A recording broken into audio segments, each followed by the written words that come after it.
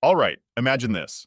I'm 28, totally in the prime of life, and so is my husband Michael, also 28. Picture this. We're like the ultimate high school sweethearts turned adult love story, but with a twist. We've been hitched for 2 roller coaster years, but our story kicks off way before that. We've got this epic saga that dates back to our high school days, though we didn't actually start dating until after we both had a taste of the college life. Now, get this. We randomly bump into each other at a restaurant, years after high school, as if fate itself was playing matchmaker. We swapped numbers, started hanging out, and bam! Here we are, 4 years down the line, living our own fairy tale. But wait, it gets juicier. Before I came into the picture, Michael was entangled in this long-term saga with another girl from our high school, Natalie. She was the year below us, and they were pretty much an item since the dawn of time, or, well, middle school. Michael and I weren't exactly two peas in a pod back then. We had this whole acquaintances with mutual friends vibe going on. I mean, I saw him and Natalie together all the time, the inseparable duo, until life threw us a curveball. After high school, Michael jetted off to a college in another state, and just like that, our paths diverged. We lost touch, and it seemed like that was that, until fate decided to throw us back together in the most unexpected way.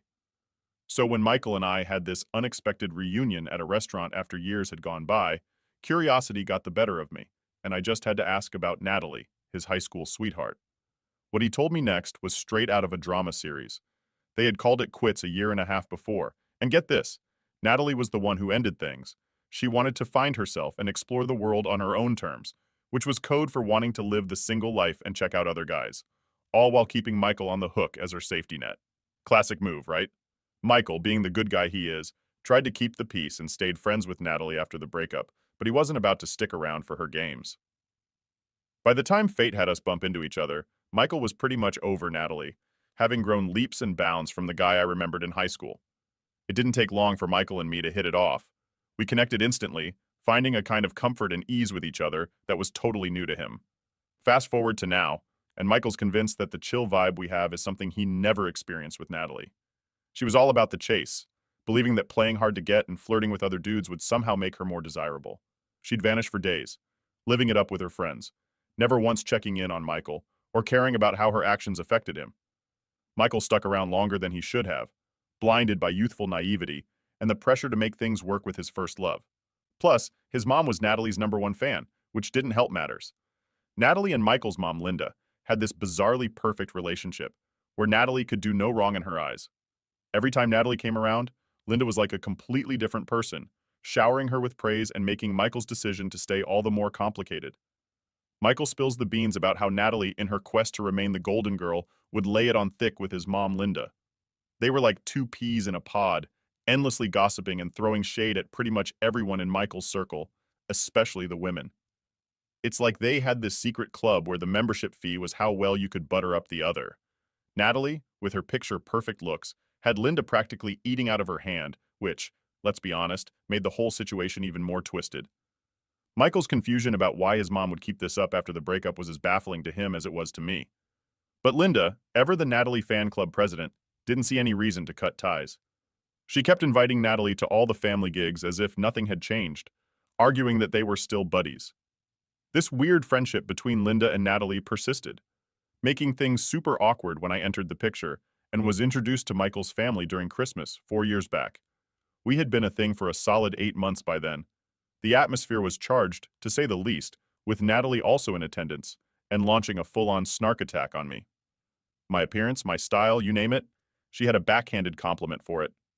She was slick, packaging her digs in humor, making it challenging to call her out without sounding petty. Michael wasn't having any of it and jumped to my defense, but Linda played referee, putting me in the hot seat with a direct question about Natalie's jokes. Caught in the spotlight, I was at a crossroads. Complain and be branded the insecure newcomer or brush it off and keep my cool. I chose the latter, declaring Natalie's jibes didn't bother me, even though inside it was a different story. It was a moment that tested my resolve, forcing me to wear a mask of indifference to navigate the minefield that was my introduction to Michael's family. Choosing to rise above the pettiness, I stood firm in my response, immediately noticing their surprised and somewhat annoyed expressions. It was a clear sign that I had taken the high road, and in that moment, I knew I had made the right call. Later, when Michael and I returned to our sanctuary, he expressed his regret over the way Linda and Natalie had treated me.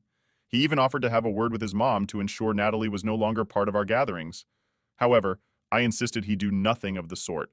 Understanding the true nature of their games, I refused to give them the satisfaction of seeing me retreat or acknowledge their power to shake me.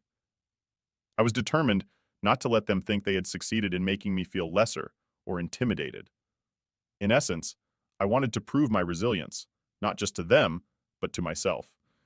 After explaining my stance to Michael, he respected my wish and refrained from intervening. Since then, Natalie's presence at family events hosted by Linda became a constant, a testament to the ongoing challenge I faced. Each occasion mirrored the last, filled with their snide remarks, thinly veiled insults, and deliberate attempts to unsettle me by dredging up Natalie's history with Michael. Despite their efforts to ruffle me, I met each encounter with the same unwavering composure. Linda's occasional hints at preferring Natalie as the ideal partner for Michael, suggesting she would have been the better choice for a daughter-in-law, could have been a thorn in my side. Yet, I chose not to let it pierce my resolve. The importance of Michael's support became my armor against their barbs. As long as we stood united, the opinions and insinuations of others, no matter how cutting, lost their power to wound. My commitment was to our bond, a fortress against the storms of external disapproval. Continuing to navigate the stormy waters of family dynamics with unwavering resolve, I've maintained my stance of indifference toward Linda and Natalie's antics. This steadfast approach has been my mantra for the last 4 years, and I'm fully prepared to uphold it for the next 4 and beyond. My determination is ironclad. I refuse to be the one to break under pressure. This brings us to the recent event that prompted me to seek advice: Linda's 49th birthday celebration. This year's celebration came with a twist. Michael was initially inclined to attend his coworker's engagement party, which coincidentally fell on the same day as Linda's birthday. It was a significant event for Michael, given his close relationship with his coworker and the understanding that such milestones happen but once. However, Linda, employing her maternal influence, insisted Michael attend her birthday, eventually persuading him to make the commitment to her event. As expected, Natalie was there, dressed as if she were attending a gala, and intriguingly, Linda also appeared more dressed up than usual. Despite the over-the-top attire, the focus was to celebrate Linda's day. Michael and I had strategized to make an early exit after the cake cutting to make it to the engagement party. The plan was set, but upon the unveiling of the cakes around 5:30 p.m., we were met with a surprise. 2 cakes were presented, one of which bore the message, "Happy Almost Anniversary," a gesture we hadn't anticipated and were utterly clueless about, as were the other guests. So we waited for the birthday girl to explain instead. Instead, it was Natalie who took over the reins and, to our surprise, grabbed Daniel by the arm and brought him to stand by her side. We were both too short to do anything because he was suddenly thrust into the spotlight and everyone was looking at him. Then Natalie began to talk and explained that almost 10 years ago on Linda's birthday, Daniel had gone down on one knee and given her a promise ring because they were both 18 at the time and were about to go off to different colleges within a few months. This surreal moment marked a decade since a peculiar chapter in Michael's past with Natalie, a chapter seemingly celebrated with a ring still gracing Natalie's finger, a symbol of what once was, or perhaps in her eyes, what could have been. Her display of the ring, a proud yet baffling gesture, served as a prelude to an even more uncomfortable display of affection towards Michael, an awkward hug that he couldn't reciprocate. Linda's encouragement of this spectacle, proclaiming it a celebration of an almost reality, only added to the absurdity of the situation. The scene unfolded into something straight out of a twisted romantic comedy, with Michael and I, alongside the rest of the guests, rendered speechless by the audacity and bizarreness of it all. The air was thick with disbelief and confusion, leaving everyone in a state of shocked silence. Natalie, seemingly unfazed by the absurdity of her actions, playfully dubbed Michael her almost husband, and Linda her almost mother-in-law, reinforcing the theme of the night, celebrating a milestone that never actually occurred. The act of cutting the anniversary cake, intended for Michael, symbolized a celebration hijacked by nostalgia and wishful thinking. Linda's attempt to feed Michael a piece of this symbolic cake was perhaps the night's climax, a gesture meant to blur the lines between past and present. However, in this moment of surreal confrontation with the past, Michael made a silent but powerful statement by stepping back, a physical and symbolic gesture signaling his refusal to partake in this rewriting of history. She looked surprised when he did that, and asked him what's wrong when she asked that question. That's when all hell broke loose, and Daniel started shouting at her and Natalie about what they'd done. He tore into them, and finally let years and years of anger out of the party. He called them both shallow, stupid, and self-involved to the point of being delusional, and said that he was ashamed that he'd even been involved with Natalie and was actually related by blood to Linda, because both of them were the trashiest women he'd ever had the misfortune to ever meet. In a turn of events that seemed out of character for Michael, his reaction at the party was a testament to the breaking point everyone has, even the most composed individuals. The orchestrated act by Linda and Natalie proved to be the final straw, pushing Michael beyond his limits of tolerance. His outburst, a rare display of anger, marked a pivotal moment, leading to a swift exit from the birthday celebration and a retreat to a different, more welcoming environment at his co-worker's engagement party. The cab ride to the engagement party was a quiet affair, with Michael grappling with a maelstrom of emotions, opting for silence over discussion. It was a moment of introspection, perhaps, a time to process the sheer absurdity and disrespect of the earlier events. The change of scenery at the co-workers' party served as a much-needed distraction, allowing Michael to momentarily shed the weight of the confrontation and regain some semblance of normalcy. However, the night's events lingered like a shadow, prompting a revisit of the conversation once the dust had settled and emotions had cooled. The attempt to reopen the discussion, however, took an unexpected turn, with Michael expressing that the blame wasn't solely on Linda and Natalie's shoulders. His perspective suggested a more complex web of interactions and reactions, implicating a shared responsibility in the escalation of events. This revelation, placing partial blame on your actions, introduces a layer of complexity to an already tangled situation, suggesting that the dynamics at play are multifaceted and deeply rooted in a history of complicated relationships and unspoken tensions. For years, I've been the mastermind behind a silent conspiracy, letting Linda and Natalie run wild with their antics at every family gathering, thinking I was playing it cool. In my quest to prove I was unbothered, I turned it into a personal challenge, making sure everyone saw how little their drama affected me. But oh boy, did I miss the mark! Michael, caught in the middle of this psychological warfare, was just as much a player as I was, but with all the fallout landing squarely on his shoulders. Imagine being him, trapped in this endless game of mental chess where his mom and ex-girlfriend are the opponents, and I, supposedly his teammate, am too caught up in my own head to notice the damage being done. He never expected such a twisted plot from his own family, but from me? That was a betrayal he couldn't just shake off. He called me out, saying I dropped the ball big time by prioritizing my ego trip over his feelings. That night, our argument hit peak drama. I was all defense, accusing him of blowing things out of proportion, insisting he was targeting me unfairly. But as the dust settled and I had the chance to cool down, the truth hit me like a ton of bricks. He was spot on. I had essentially gagged him with my pride, forcing him to suffer in silence as his mom kept throwing his past right in our faces, with me seemingly cheering from the sidelines. Looking back, the reality of my actions and the toll it took on Michael paints a stark picture of a battle where the only casualty was us, our peace, and possibly our unity. It's like waking up from a bad dream, realizing you're the villain in your own story. Update 1. Deciding to face the music, I offered Daniel a heartfelt apology tonight. After diving deep into a sea of comments, engaging in some serious soul-searching and bouncing thoughts off a few trusted friends, the verdict was clear. I was in the wrong. The truth in Daniel's words, which I had initially met with resistance, couldn't be denied any longer. My attempt to showcase an unbothered facade, to act as though the antics of Natalie and Linda were water off a duck's back, had blinded me to a critical oversight. I never paused to consider Daniel's feelings in the entire charade.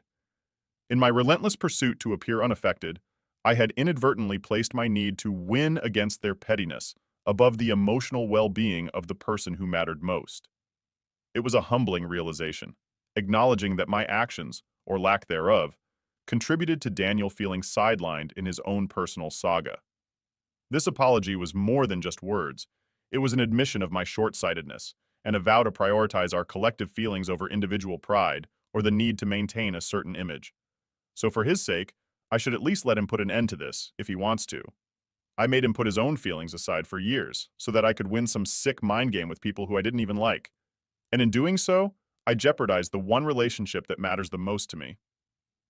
I screwed up badly, so I knew I had to compensate for it. Daniel had been giving me the cold shoulder since the day of the party, and I also had been trying to act like it didn't affect me. It's a feeling that I've always had, and it's been a problem forever, because my response is to just always pretend that things don't bother me even when they do. I want to be perceived as nonchalant and unfazed by anything, so I act like that and bottle up my feelings, which I now realize is a really unhealthy coping mechanism. Taking the day off work to focus on mending things with Daniel was a step towards the healing our relationship desperately needed. I decided to go the extra mile by fetching dinner from his favorite restaurant and topping it off with a chocolate cake that bore my heartfelt apology and icing. I transformed our home into the scene of a romantic comedy, knowing well how Daniel has a soft spot for such gestures of love and reconciliation.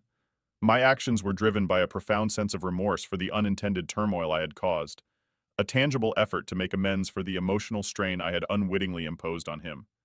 Daniel's reaction upon returning home was nothing short of heartwarming, his surprise quickly giving way to forgiveness, melting away the tension that had been looming over us. Our reunion was emotionally charged, marked by tears and heartfelt confessions. My fear of losing him over this misunderstanding had been overwhelming, but laying our feelings bare paved the way for a much-needed dialogue. In our conversation, I laid everything on the table, confronting my deep-seated fear of vulnerability and my misguided pursuit of a cool, detached persona. It was a moment of self-revelation, acknowledging that my desire to appear unfazed was at the heart of our troubles. Daniel's understanding and acceptance of my willingness to confront and work on these issues instead of continuing to suppress my emotions was a pivotal moment in our relationship. It was a promise of progress, a mutual agreement to navigate our vulnerabilities together rather than apart. This conversation marked a new chapter for us, one where understanding, openness, and a commitment to growth stand at the forefront of our journey together. He also apologized for being rude to me, but I don't think he needed to do that. He did that because he's a good man and because he loves me, which really makes me think that I want in life. After we were done with dinner, we finally spoke about and addressed what had happened the other day with Natalie and Linda. I hadn't heard from either of them. After the party and after my fight with Daniel, it had all been driven out of my mind anyway. However, Linda had constantly been texting him to make him apologize to Natalie, who was allegedly inconsolable and overcome with grief because of the way Daniel had behaved with her. I had to try really hard not to roll my eyes when I was reading the text that Linda had been sending my husband to guilt trip him into apologizing to that woman. Linda was trying to make it seem like the cake and the whole almost anniversary gag was just that, a joke. And there was nothing that they were implying with it. But I call BS on it. This is a married guy that we're talking about here, and surely they'd have enough brains to realize how inappropriate and disrespectful this was to me. They went ahead with it because they wanted to humiliate me at the party, so they couldn't just write off feelings off saying it's just a joke, and that Daniel had taken things too far. The audacity to even suggest that Daniel and I had taken it too far, and had disrespected them with that outburst, and then our walkout was just laughable. Daniel had been ignoring her texts anyway, and today, after I saw those texts, we officially decided to go no contact with her. We'd had enough of her nonsense and wanted no part of this anymore. Update 2. The decision to sever ties and block Linda and Natalie on all social media was a significant step for Daniel and me, aiming to create a boundary and protect our peace. Daniel's conversation with his father about no longer wanting to speak to his mother was a difficult one, but his father understood, even if he chose not to intervene due to his complex position within the family dynamics. For a brief moment, it seemed like we had found some semblance of calm in the storm that had been our lives. However, that tranquility was shattered when Daniel received an urgent call from his maternal uncle, claiming that Linda had suffered a severe fall and was in the hospital. Rushing to the hospital, driven by concern and urgency, we were blindsided by what awaited us. Linda and Natalie, completely unharmed, confronted us in the hospital parking area, revealing the emergency to be a fabricated story designed to force an interaction with Daniel. This act of deception, leveraging a faux medical emergency to bypass the boundaries we had set, was a new low in their series of manipulations. They proceeded as if their actions bore no weight, with Natalie attempting to dismiss her behavior at the party as a harmless prank, and Linda playing along as if nothing was amiss. Faced with this blatant disregard for our decisions and feelings, Daniel's response was swift and decisive. He rejected their explanations and demanded they leave us alone, reaffirming our stance with a firmness that left no room for misunderstanding. Walking away from them once again, we were united in our resolve, though shaken by the lengths to which they would go to insert themselves back into our lives. This encounter, while distressing, reinforced our commitment to maintaining the boundaries we had set, despite the unexpected and unorthodox challenges they presented. The situation escalated further when, in an attempt to leave the hospital after the shocking ambush, Linda's frustration boiled over into a public spectacle. Despite her attempts to draw us back with her screaming, Daniel and I made the decision not to engage, recognizing that any form of manipulation used to force this confrontation could not justify a genuine conversation. Daniel, overwhelmed by the ordeal, headed home to find some solace, while I returned to work, only to face another unexpected intrusion. A call from an unknown number during work hours jolted me with Linda's unmistakable fury. Caught completely off guard, I was subjected to a barrage of anger and profanity before I could end the call. This unwarranted aggression, directed at me despite my minimal role in Daniel's decision, was bewildering. It was a stark reminder of the lengths to which Linda would go to assert her displeasure, prompting me to immediately block the number and attempt to move past the incident. The day's events took their toll on both of us, leading Daniel to take the further step of blocking additional relatives who sided with his mother, signaling a broader severance of ties to protect our peace. It was a difficult but necessary measure, acknowledging the relentless efforts Linda would employ to breach the boundaries we had set. Daniel's conversation with his father about these developments underscored the complex family dynamics at play. Despite the clear strain on Daniel and the overt actions taken against us, his father's steadfast refusal to engage with the situation was disappointing. While understanding the delicate balance his father might be trying to maintain, it's hard not to feel let down by his inaction.